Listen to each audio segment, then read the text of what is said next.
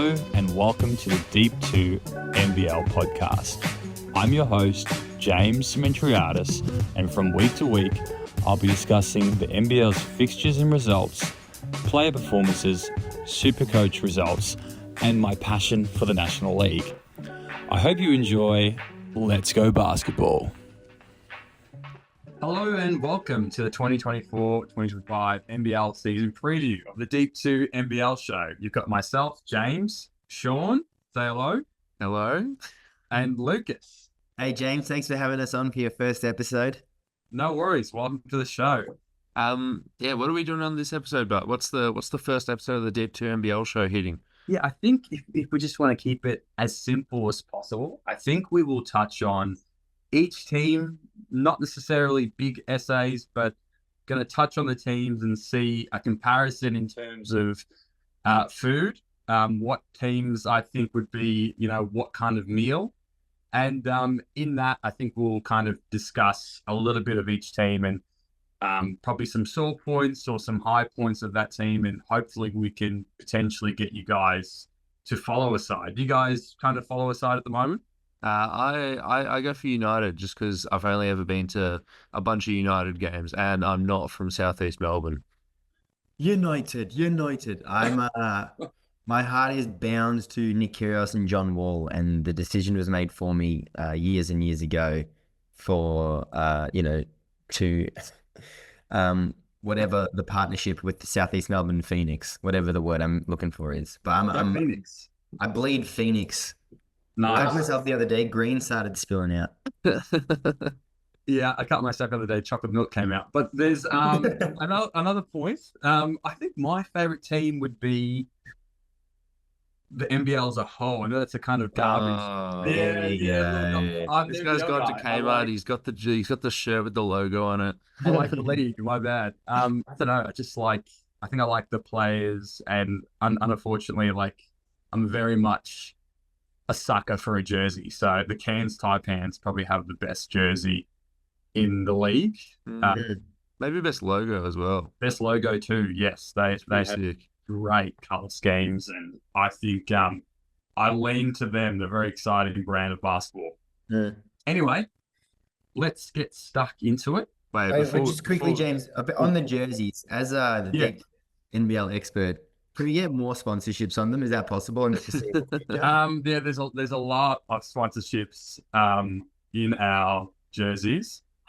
Aren't they just covered from front to toe? Oh, it's bloody beautiful. Front to toe. Yes. Front to toe, yes, sorry. Front to back. Yeah, no, I love you know what? I think the players should have full sleeves of just really small adverts. I don't mind it. Yeah. There's nothing like seeing a Hungry Jack's logo just planted onto in the middle of a jersey that the colors just don't blend in.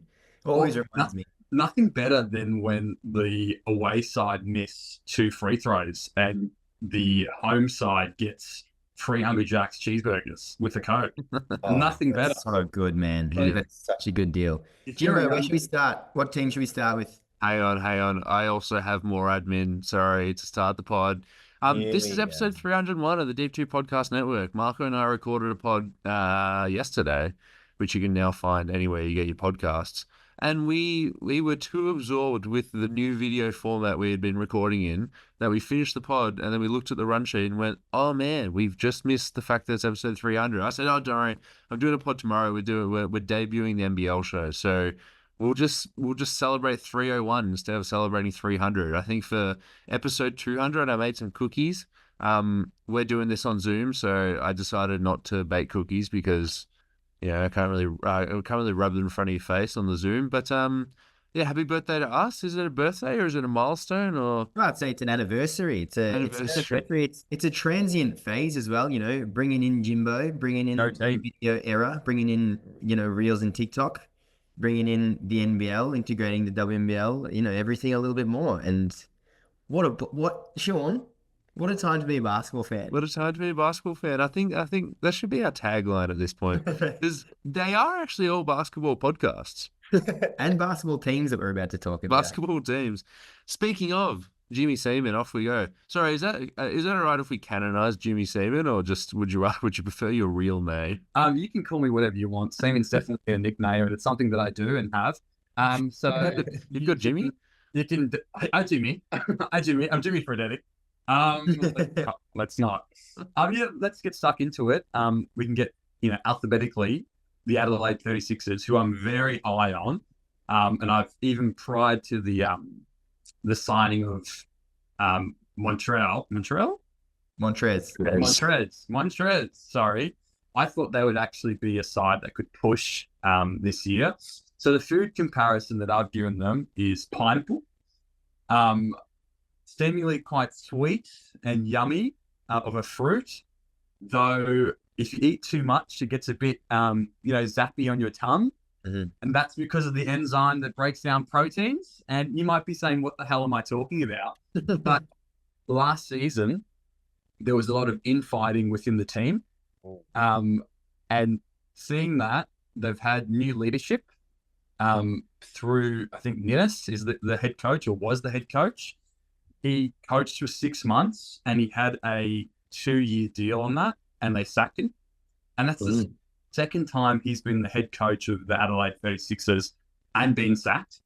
So it's this kind of, I don't want to say bad juju, but there's something going on in the leadership group there that isn't necessarily having like the best atmosphere for the club.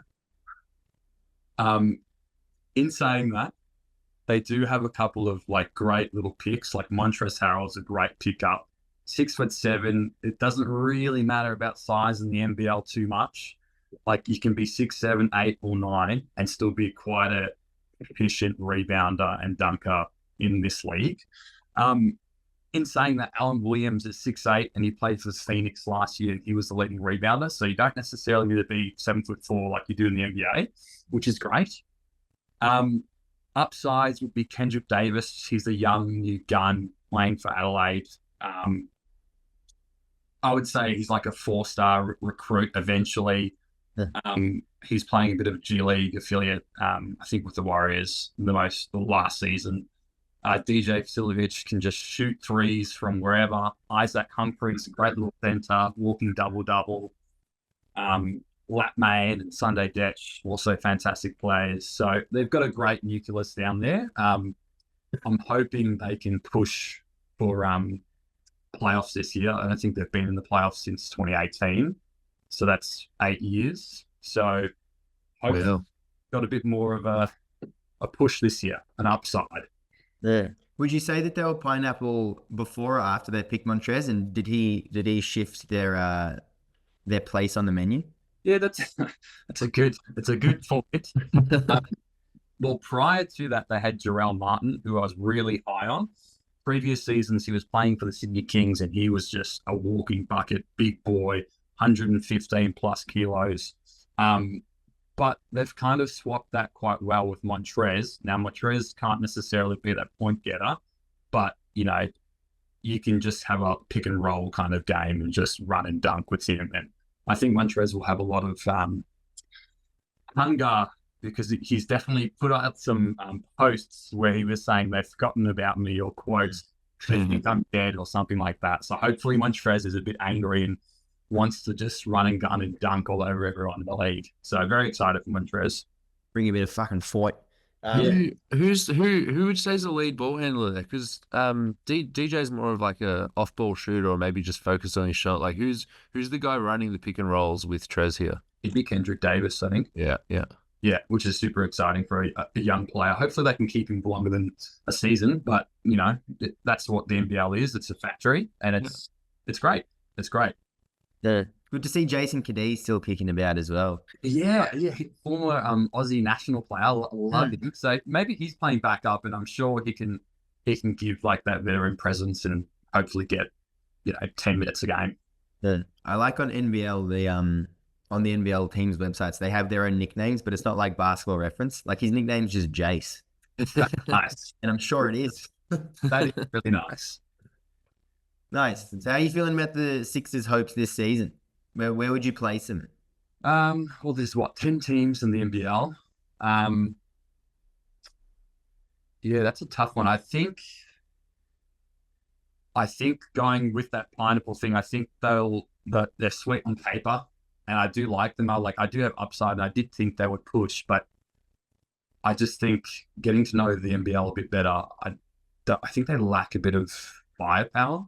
And I don't like Montrez is cool. He's great. It's a great signing, but I just don't see him being the game changer. Like in this league, it's dominated by, and I guess in the NBA, small guards, point guards are the reason why you win games. So unless Kendrick Davis has a ball this season, I don't know. It might be tricky. I would say maybe fifth finish. Yeah. And no salt and vinegar chips in the stadium as well, given the aforementioned pineapple. Yeah, your mouth would be on fire. Like broken. I had to squeeze that in somewhere. Thanks. Alrighty, we can go on to the next team being the Brisbane Bullets. I've said that they are an Aldi no-name brand Pringles. Like if you need something in your stomach, it's good to go. But I just don't think they'll be really scratching this itch this season. In saying that, they had won the NBL Blitz kind of competition. And Tyrell Harrison, their center, had won the kind of like best player, if you will. And from the top of my head, I think he was scoring 17 points and getting 8 rebounds over 3 games, which is pretty good numbers. Like that's super impressive. And he's a old school big boy. Like he's 6'10", 6'11". Yeah. So Tyrell Harrison and Rocco Zico, very, very big orientated that team. Yeah. So it'd be interesting to know how much Rocco gets time, because obviously like Tyrell's playing very well and Rocco's, up and coming talent. And I think he might be able to push for the NBA next season. I believe he's mocked in the lottery as of before the season started. So I think he was mocked 9th on ESPN's latest draft. Yeah, I think he had the highest field goal percentage last season off the top of my head, and that makes sense because he's just catching the ball and dunking the shit out of it. So yeah, they're very big orientated. They've got new signings is James Bateman. Just like your classic import, creates his own shot, hesitation drives. I was watching some footage of him, and I think he was playing in like the Israeli league, and he was dominating. But yes, like he comes ready, and from his blitz games, he looks super impressive, and I think he'll be scoring a lot of points, along with Casey Prancer. And I don't know if anyone is liking the NBL Super Coach, which I'm trying to give it a go this season to be a bit more enthralled and enwrapped with the NBL culture. He's a big pick, and I think his usage rate is like 26% of all players. So he's very much beloved in that universe. I'm unsure what their ceiling is this year.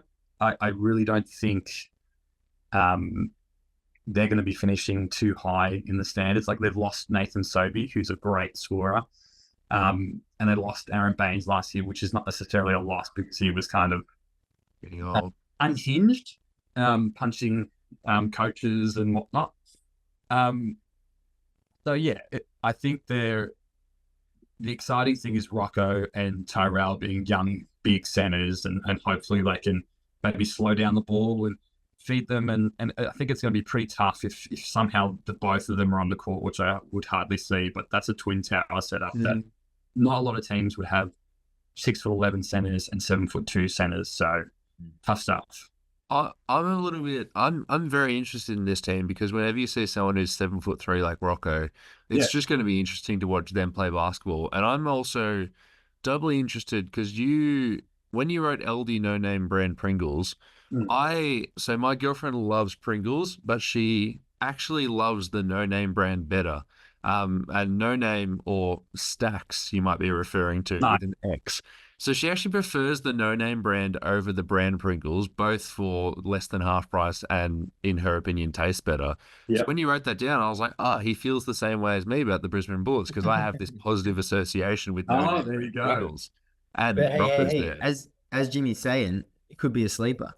It could definitely be a sleeper. What are your hopes for Deng Adele? Yeah, Deng Adele is fantastic. He is genuinely a highlight of that team, and along with Keandre Cook, I think I didn't mention him, but he scored most recently. I think he scored 17 points in their last blitz game. So they do have like avenues of scoring. Yeah. Again, the James Bateman's new to the league. Like I just don't really see them scoring. I think Nathan Sobey was like top 5 in scoring last year as well. So they obviously lose a prolific scorer too. I don't know. I can't see it unless they're slowing down, like I said, the basketball and being really slow going through their centers. I don't know. I don't foresee them being in the top half of the league. But yeah, as you said, the league's run by or dominated by scoring guards, and you're saying their offense is based around big boys. Yeah. There you go. Yep. I guess we can move on to the Cairns Taipans, my favorite jersey in the league. But not your favorite team because that doesn't exist. That's true. I'm a political man. I like every team. Should you like maybe plant your flag? Maybe you're now a Cairns fan. Yeah, but it's a tough. Like I guess it's the same with me in the footy. I'm a Brisbane fan. Big W, by the way. So yeah, I don't know. Maybe hard to get to home games, just like Brisbane. Yeah, exactly right. Yeah, except my mum is in Cairns. Well, she's flying back today, which you saw because I just sent a photo in the group chat. She looks so cute. Yeah. Back on topic, Cairns. Yeah, they finished 8th last year. So is that right? They finished 8th? I can't remember. Thereabouts. I think so. Anyway, we'll get to their roster and their food comparison. This is not necessarily a food, but I did say they were cactus, or cowhide, or just something tough and leathery. Like I said, they've got tough kits and they're bumping and grinding kind of basketball. Whenever I watched them last year, you'd always think they'd get blown out, but somehow they would just hang in there and kind of rope-a-dope and just be really hard-nosed basketball. Adam Ford is their coach, who got punched in the face by, I think, Aaron Baines in the change rooms. So obviously tough guy, ready to die for his team. Obviously inspiring these young guys. Lots of their team is quite young. Sam Wardenberg is a talented big. He's a big ranger. Tall boy who can shoot the three, back to the basket. So a lot of buckets will be going through him. Taron Armstrong, young kind of gun. Carl Adnam is like the backup vet in that team, and I think he made a statement saying that Taron Armstrong will be representing Australia in the next couple of years, just given his talent, his point guard ability. He's got genuinely a very sick handle. Like for the NBL standards, this guy can really like put it.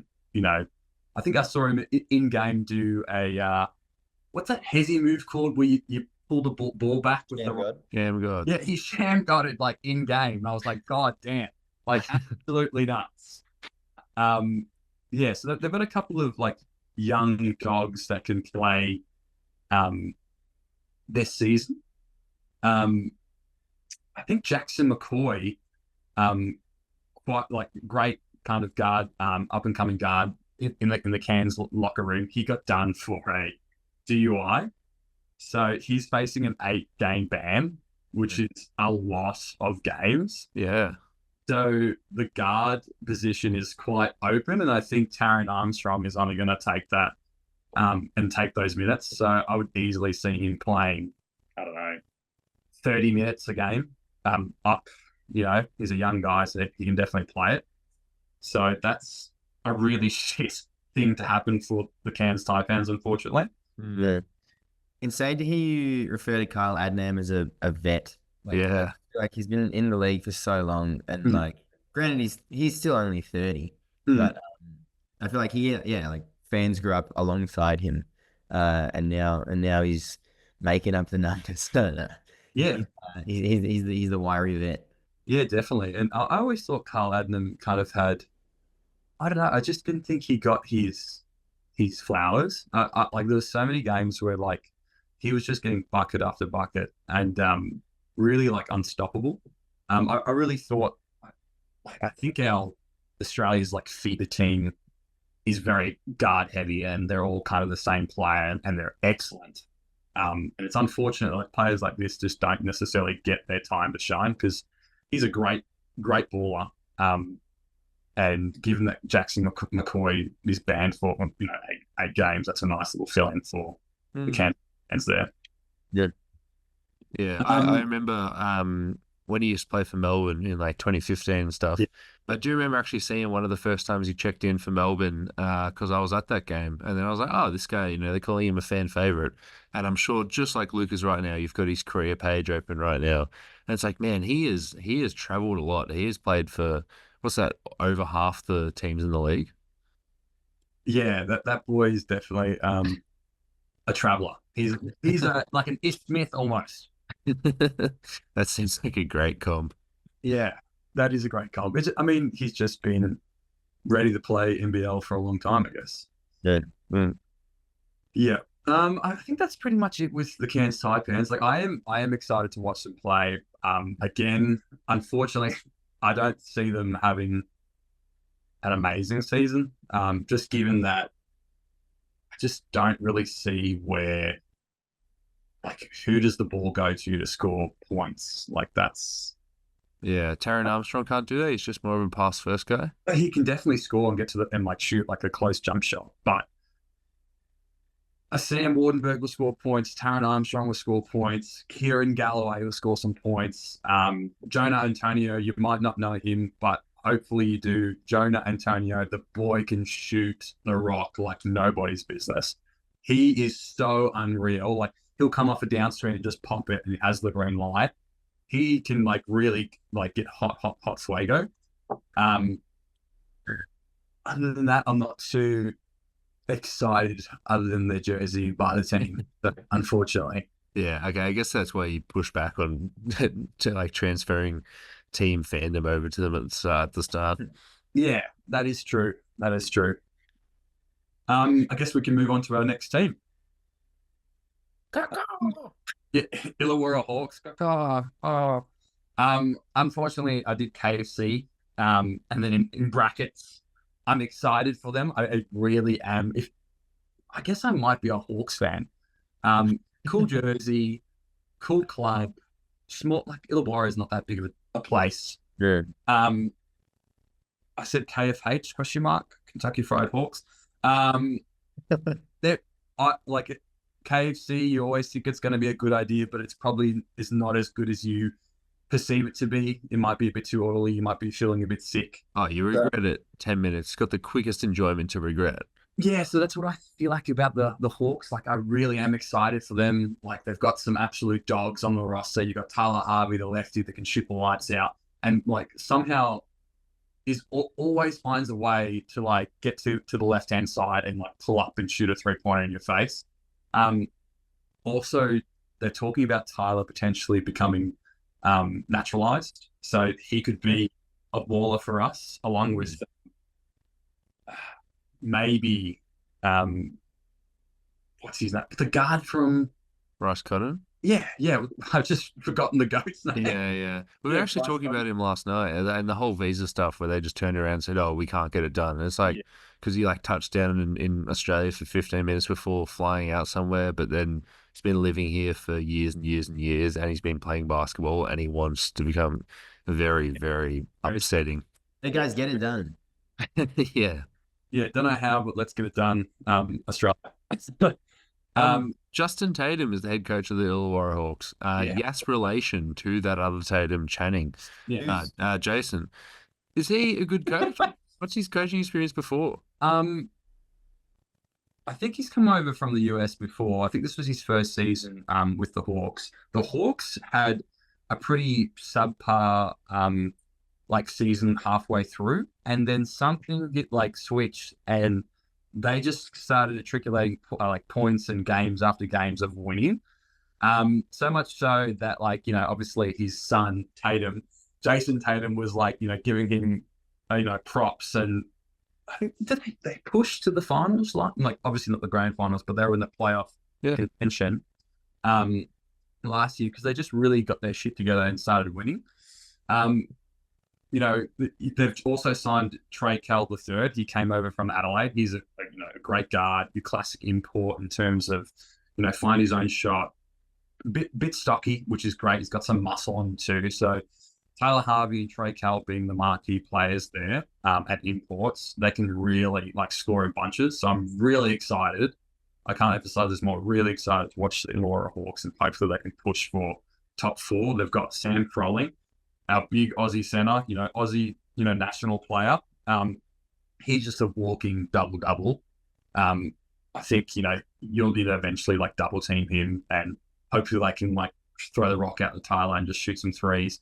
You've got Luck Ulbrich as the young up-and-coming centre. And I think in time, if he plays well this season, maybe he'll enter into the draft and see what happens. Yep. Young, tall boy, lots and lots of people have got him on Supercoach. I think he's a steal in the Supercoach field, and I think he'll have a pretty good season coming off from Sam, and hopefully he can get some good bets. Also, not to forget the new import Darius Days, power forward. From college, he is 6'7" from memory. And like I said, in that power forward role in the NBL, you don't need to be bigger than 6'7" to have a pretty successful season or career. So yeah, very, very excited about them. Got plenty of shooters. Connor Hickey, the guard, backup guard, the Indigenous guard as well. So we've got some more Aussie, young players that are coming up the ranks and are quite good and flashy and exciting. So I can't speak any higher than I do about the Illawarra Hawks, hopefully this season. Connor Hickey or William Hickey? William Hickey. I think I went to high school with a guy called Connor Hickey. I've got the confusion there. Sorry about that. That's awesome. Good pickup. See, that's why I said it, Lucas. That's why you're here. That's why I'm here. Yeah, I'm here. That's right. Super excited. The Hawks got a couple of heads in the team as well. Daniel Greeter and Ulbrich. I feel like every time I watch them, I'm like, you blokes have a look going on, and you've owned it. And, it's eye capturing. And yeah, I feel like we went to the pub a few times and last year, Sean, at the end of the last NBL season, and the Hawks were always on, and we were like, what the fuck's going on? It's the Kings versus Trailblazers of the NBL. It's just why is that game on every week? Yeah, and Tyler Harvey's got a really pretty jumper. With lefties, I feel like there's only 2 avenues. It's absolutely disgusting, and you're like, please stop shooting. It's wow, look at the human form in its highest ever presence. This is beautiful. And Tyler Harvey fell into that bucket. Also, one of the best names in the NBL, therefore, Wani Swaka-Labullock.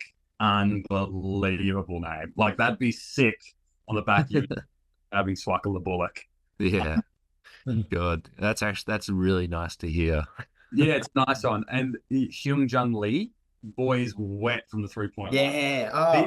These guys have shooters on shooters. Yeah. Bloody sick. It's so. I feel like you go into his stats. I think he averaged 7 points per game last season, but it didn't feel like that. It felt like he was hitting at least 3 threes, or at least any time your eyes were looking at the screen, he was taking what looked like just pure confidence in a 3 from any part of the arc. Also, not to get you too excited, but in terms of cap room, he doesn't touch the cap room because he's from Southeast Asia. So he's an even better kind of pickup as well. So, any of you, I guess, economic nerds will be very excited about that. As am I. On to the next squad. So pretty high hopes for the Hawks. Solid playoffs, almost a lot. Top 5 easy. I think their floor would be 5th. I really think that they can push for a playoff run.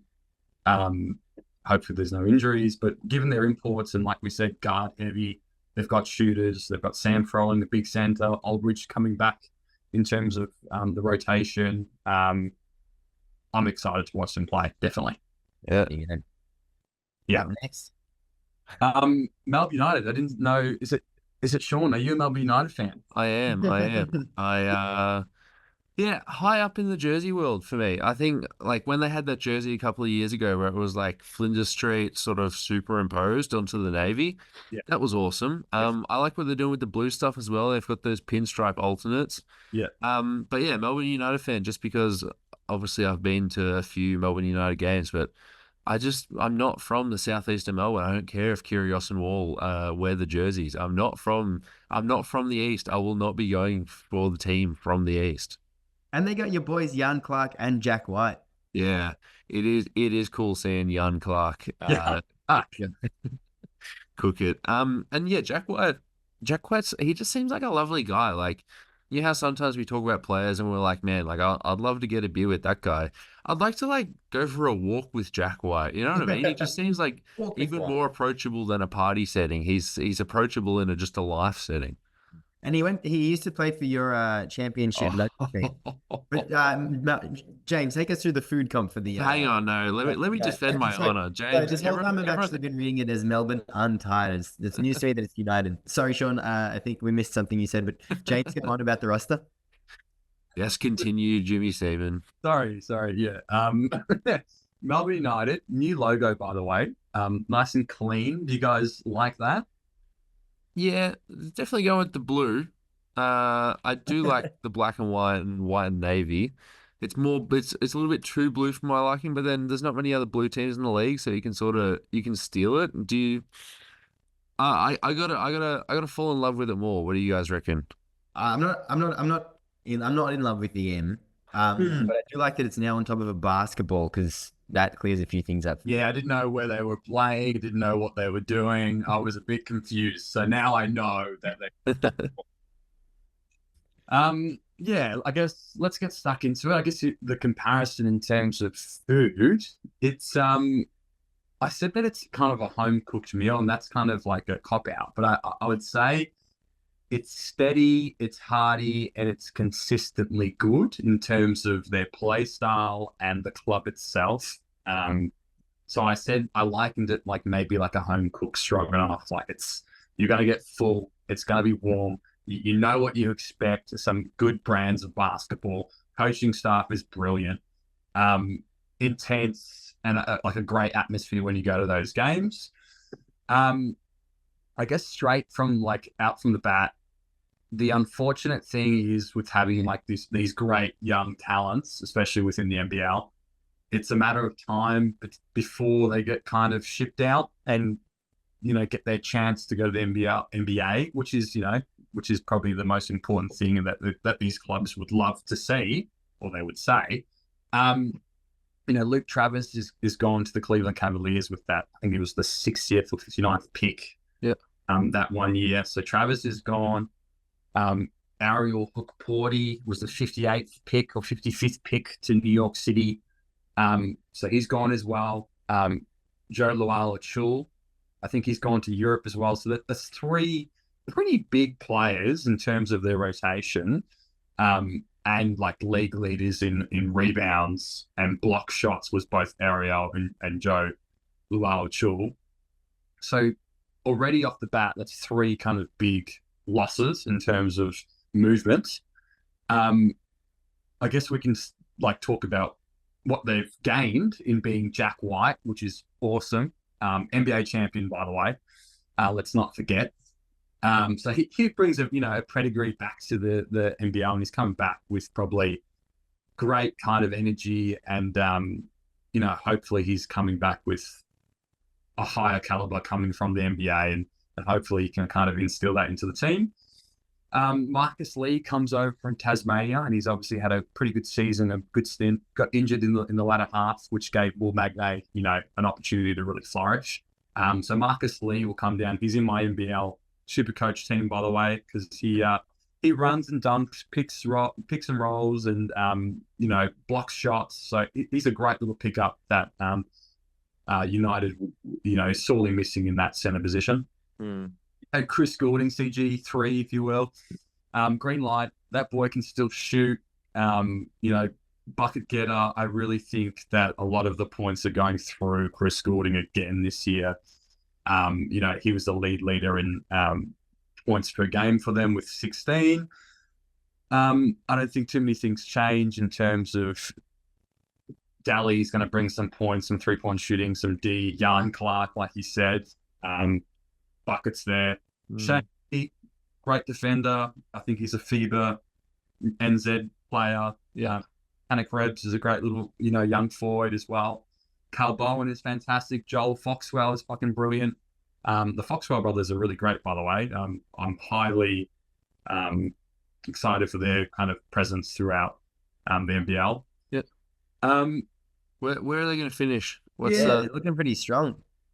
It's a good question. I don't know. I think ceiling is playoff push. I think I can actually easily see them kind of slip out of that. It's kind of a on the fence kind of answer. But I actually don't think the side is that strong. Yeah.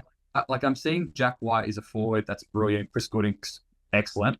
I just don't know where the points are coming from. Like, I know it's a good coaching staff, so maybe they can spread the field, but I just don't. If Chris Goulding's having a bad day, I just don't know where the points come from. Right.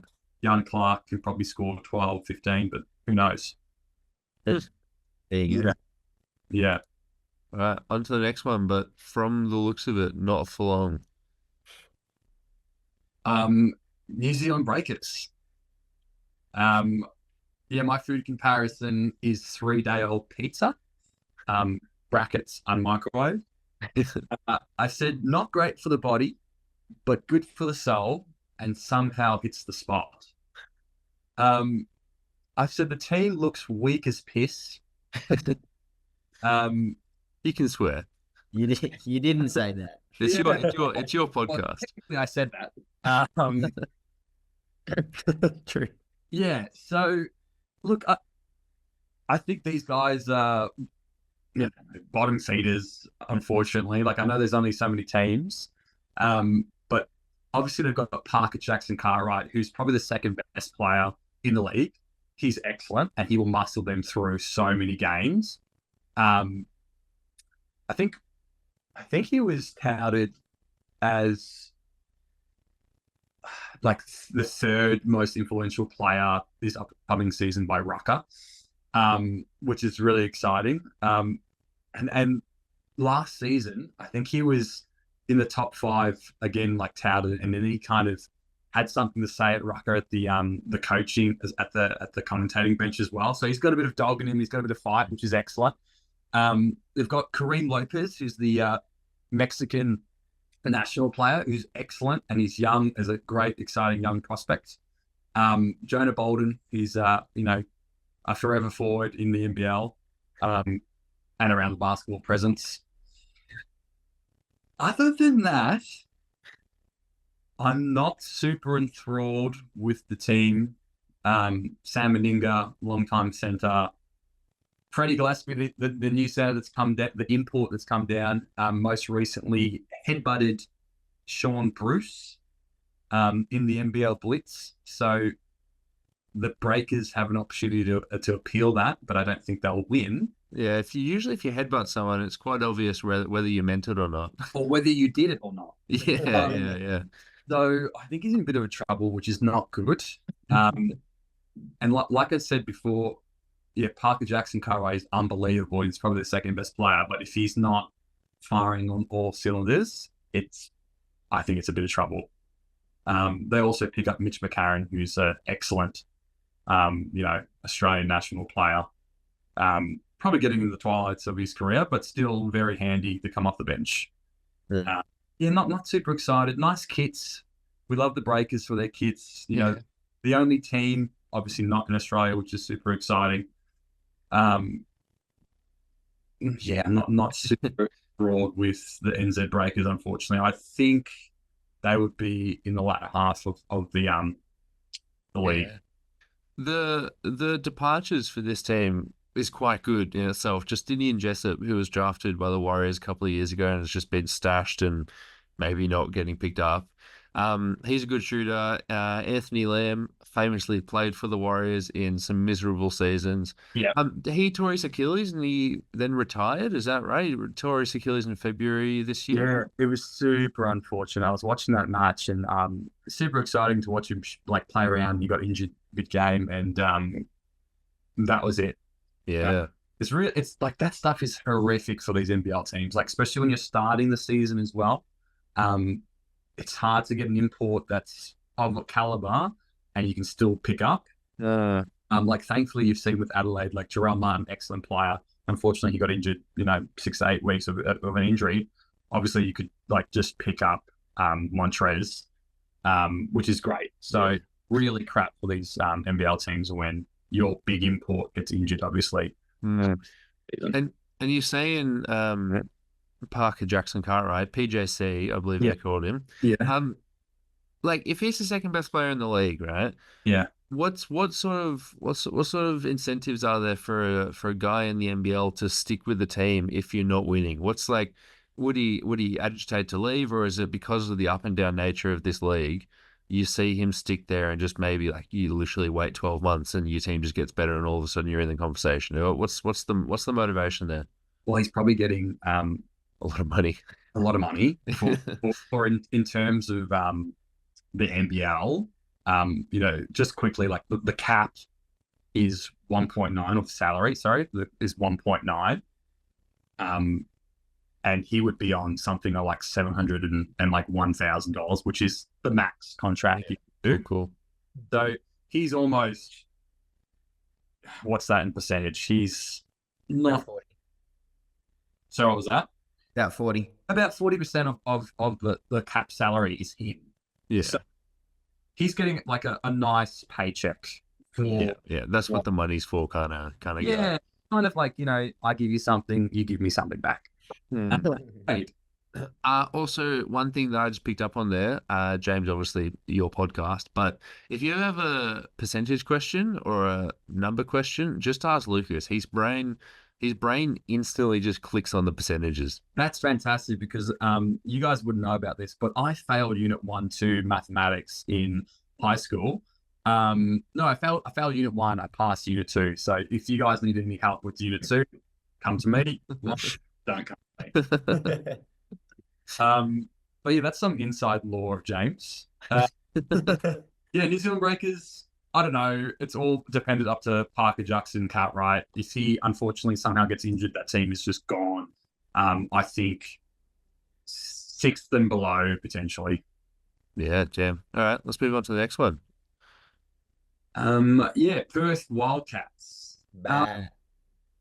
Look, their food comparison is, I was going to say it's something consistent.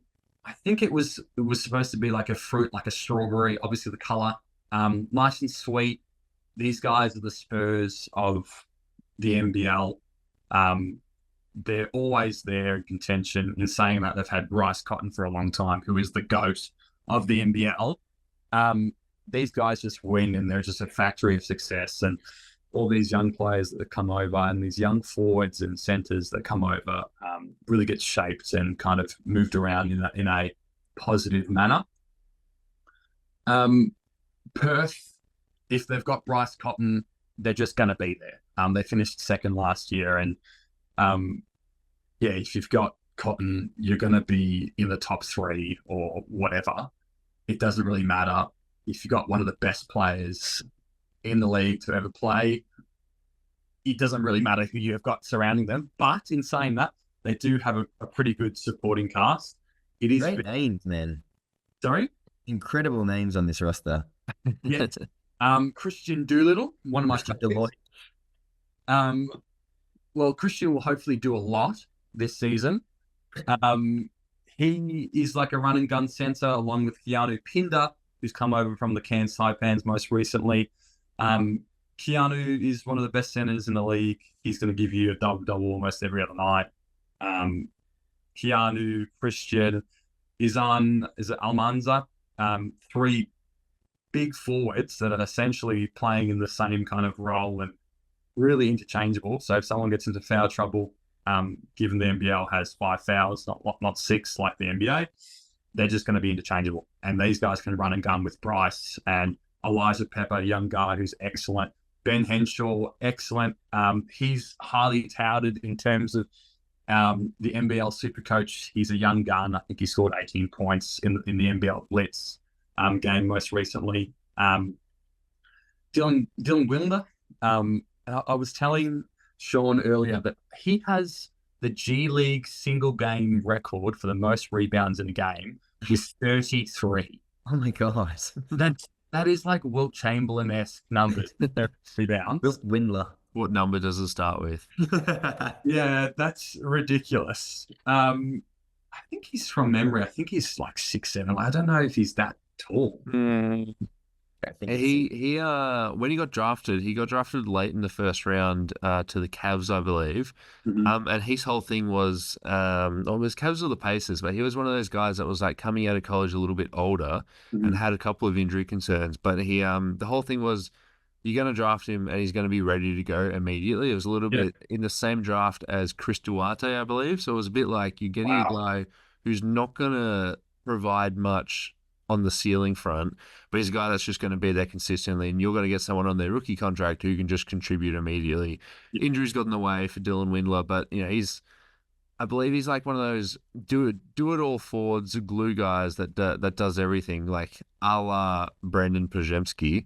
And it's interesting. It's interesting to see what he could do in a in just like a completely different situation. And yeah, I mean, we all know that Perth, one of the greatest teams in the NBL, and they're just getting the perfect glue guy. I can't believe I let those other two Warriors comparisons go earlier, but that's just you got to get over it. The other two comparisons, Anthony Lamb and Jan Clark. Yeah. Not comparisons. Yeah, we'll settle there, mate. You reckon Wagons will still get a jog? Sorry? You reckon Jesse Wagstaff will still get minutes? I mean, last year he was surprising how he was actually getting minutes and like shooting the three and like big boy taking charges. He is slow. I think dependent on the matchup. Hopefully, like the opposition will have a slow big, and maybe he can stretch the floor like Keanu Pinder can't, which is actually a pretty cool avenue. And if you're stretching the floor, that means Bryce Cotton's got a 1-on-1, and I think Bryce is going to win every time, and maybe that brings the center out. So yeah, I think he does have an opportunity to play. He has a role, man. Yeah. Elijah Pepper is a fucking unbelievable name. Yes, that is so good. And like he is genuinely a hooper. Like he is a baller. So yeah, it's exciting stuff. Did you say he was on your super coach team? He's on the fringe. Yeah, pick up. I've got Keanu Pinder. I think he's going to be a beast. Like just vacuum seal every rebound. And I think this team scores a lot of points. And you've got Ty Webster as well. Solid backup, or even like potentially a shooting guard as well, like starting with Bryce Cotton. Yeah, man. I as a sports fan, I'm not really big into like talking about gambling or fantasy sports, but every time you bring up your NBL Supercoach team, I'm all there. Hell yeah. Hell yeah. I love it. I thought, why not? I've never done it before, and it just it gets you better involved with like people's stats and what they did in the season. Good. Great shit. All right. Thanks the bloody cross the bridge from cross the Yarra. We're going to Southeast Melbourne. Yeah, Southeast Melbourne. I think this would be the last team we can talk about before we have a little break. But in saying that,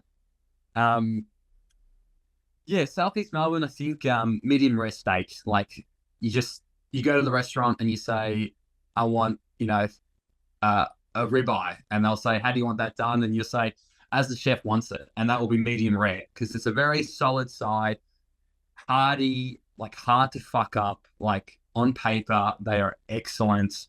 I really think they will also be in contention this year. The team roster itself, like you've got Derek Walton Jr., who's going to be their marquee player. I don't know if you've seen him play, but I think he's had a bit of NBA time. I think he's had 1 year. and then a bit of G League as well. Like, he's absolutely NBL ready. He played Sydney Kings the other year. He's excellent, can make his own shot, get people in the game. One-on-one, he's extremely hard to guard. Got a nice midi on him as well. You've got Jordan Hunter, who's come from the Sydney Kings. So, like, that's a fine center. Big boy, tall body. Just put your hands up and hopefully get a couple of blocks and potentially pushing for, 10 rebounds a game, which would be brilliant. You got a big pickup in Nathan Sobey from Brisbane, top 5 in scoring last year. So that's exciting as well. The running gun kind of shooting with Nathan Sobey. They also picked up Joe Wieskamp, and I was very unfamiliar with his game. And I've watched him throughout the Blitz, and like, this boy can shoot. Like, he is shooter. So lots of shooting on this team with Nathan Sobey, Joe Wieskamp, and Matt Hurt, the big tall forward. Nice jumper on him as well. Like, Sean, you would like it when we watch the Phoenix play eventually. Like, he's got a nice little interesting jumper. Yeah. Owen Foxwell, he's brothers with Joel Foxwell. Owen Foxwell and Angus Glover both recently played for Eltham in the NBL1. They both actually were major contributors to them winning. I think it was against Ballarat in the NBL South competition. Angus Glover is unreal. I think he's come over from the Kings as well. So, like, Owen Foxwell and Angus Glover being in your rotation is amazing. These guys can shoot the lights out, have the green light, and are nothing but a beautiful compliment to Derek Walton Jr. coming off the bench. Super excited for these guys. I think they'll be awesome to watch, and going to these home games will be excellent. Will be a lot of fun. And I think they'll be top 3, top 4 this year. Angus Glover, one half of the Bad Friends podcast. Nice. Yeah, nice. That's good. I'm trying to make something with Matt Hurt. You know, that like Matt Hurt, put a Band-Aid on it or something. Matt Hurt, I hope it doesn't. I mean, also one of the best names in the league as well, Majok. Oh, yeah. So nice. You named him twice. Big fella, man. Also, Malik Lewis, I'm really high on him, and a lot of NBL insiders are high on Malik as well. Young forward, can do it all. Hopefully he gets the time to really show his ability. Just athletic and boingy and boingvert, and hopefully he can just light it up. Boingvert. That's a throwback. Tell me you watched basketball highlights about 10 years ago without telling me you did. I still watch them. I still watch Orlando Magic Dwight Howard, Amari Stoudemire New York in that first season before the knee. And I also watch like LaMarcus Aldridge Portland highlights. Nice. You love bigs. You love bigs with a little bit of Jenny. I like a jumper. The NBA moves so quickly these days, it's hard to keep up. Shams and Woj are breaking stories left and right, but the Quick Time Out is right there with them to keep you informed on the latest NBA news. Stop in and let us break it down as it happens. Find the Quick Time Out on the Deep Two Podcast Network. You want to talk WNBA? Maybe some WNBL? Australian Opals chat? Heck, even dabble in some EuroLeague? Find the W Basketball Show on the Deep Two Podcast Network. The Bachelor's handbag, or the Tradies handbag as well. They're fast, they're quick. You know what you're getting. It's fast-paced basketball. It's exciting. I think this is the best team in the league. No, I won't say think. This is the best team in the league. I would say ceiling, obviously, one. The bot, I would be shocked if they finished anything less than third. This team is excellent. They've got Jalen Williams, a former MVP of the league, bucket getter. Cam Oliver is back in the league. He is unreal. Big forward, can shoot the rock, can put it on the floor, back you down. Alex Tui, second year in the league. I think he will push for the NBA as well next year. He's excellent. He can shoot it back to the basket. Not scared to be in your face. A real dog. Really exciting. Bull Call. he'll pick you up 90 feet. I think he's come from the Cairns Taipan, so he's got that dog in him. He's got that hustle, which is excellent. I can't really say anything more with the X-Man being Xavier Cook. Lucas, I think you've obviously spoken to him as well, which is awesome. The X-Man is just obviously full MVP of the league, coming back from the NBA and overseas as well. They're unbelievable. They're so exciting. I can't wait to watch them. Yeah. Is this the winner? Is this the winner of the league? I think so. I think this is the winner of the league. The roster is stacked. Everybody can give you buckets. I said on our notes, I don't think there's an MVP in this team because everybody is so good that the rock is going to get passed around. People are going to get shots. The points are going to be evenly distributed. The minutes are going to be evenly distributed. Everybody has an opportunity to play and offer their ability to the team. Any points, any questions on the Sydney Kings? Yeah, do you reckon there is a conceivable pathway for them to not make the playoffs? Would it be possible? Yeah, injuries or how many would it take? Xavier Cooks would probably have to get injured, which is awful to say. But yeah, I think X-Man or Jalen Adams getting injured, then they're in trouble. But this team is just so deep. Like even Sean Bruce is a backup point guard who got headbutted by Fred Gillespie. Not good. He's great. Like he's a dog, and he is always arguing with the refs and opposition. Like you've just got backups on backups who can play, and they're 10-man deep. Like it's an excellent team. No shit. There you go. I guess we're on to our last team, Tasmania JackJumpers, the most recent NBL winners. I said their food comparison, although it's not food, but it is like a consumable. I said juicy fruit, the chewing gum. I think it's going to be nice at the start of the season. It's going to taste good, but I think it's going to quickly fade. I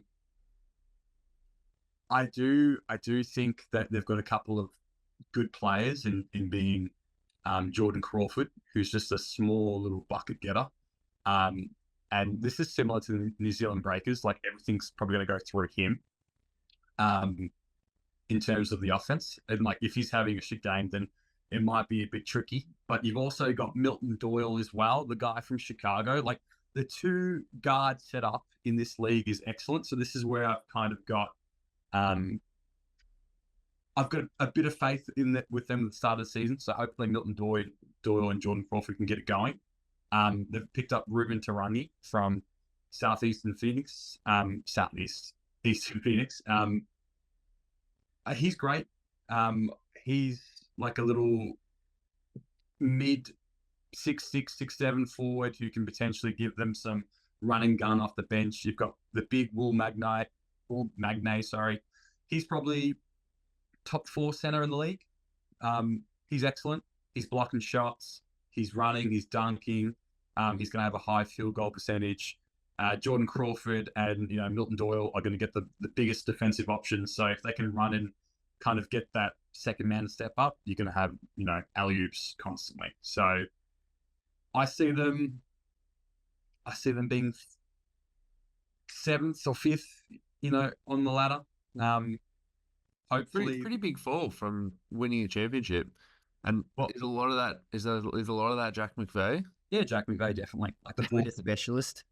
Yeah, I mean, yes, you saw in that last final series how many times where he was getting those stupidly big buckets, and it just gave Jordan Crawford and Milton Doyle another option. Now that they're the sole 2 heirs of the offense, I think it's going to be tricky again. But yeah, Jack McVeigh is a big loss, unfortunately. But they also lose Marcus Lee to the United. But Will Magnay is perfect for that role, and I think he'll definitely step in and just run and dunk and block every shot that comes his way. Awesome. Yeah. Well, I think that wraps us up. So yeah. Well, yeah. hopefully this has been a bit insightful for the NBL season to come, and hopefully gives you a nice little taste test for this year's NBL, and hopefully it kind of leaves you a bit excited and longing for more and wanting to come back to this podcast. Test. Love the pun. I guess the next thing for us is let's just find out what we're doing next Thursday so we can potentially go to John Cain Arena. Hell yeah. Yeah, fucking beautiful. Welcome to the Deep Two Podcast Network, James. Excited to start this. Excited to watch more basketball. Thanks, guys. Yeah, super excited. And I guess by the end of this, we're going to be NBL savants. We'll be the super coach. Yeah. Right. Peace. Well, James, how do you want to sign off every podcast? Sign us off. Yeah, I guess like off the fly. Let's go basketball. What a great time to be a basketball fan. Peace. Let's go. The Jeff Van Gundy Tribute Show is your fortnightly dose of the lighter side of basketball, hosted by me, Marco. And me, Lucas. We take a more laid-back approach, talking about the NBA, the WNBA, FIBA basketball, culture, whatever tickles our fancy or grinds our gears. The show is filled with great guests, classic gags, and a healthy dose of tangents in honor of the great man himself. The Jeff Van Gundy Tribute Show, fortnightly on the Deep Two Podcast Network. Loves just talking about the league, certain things like that.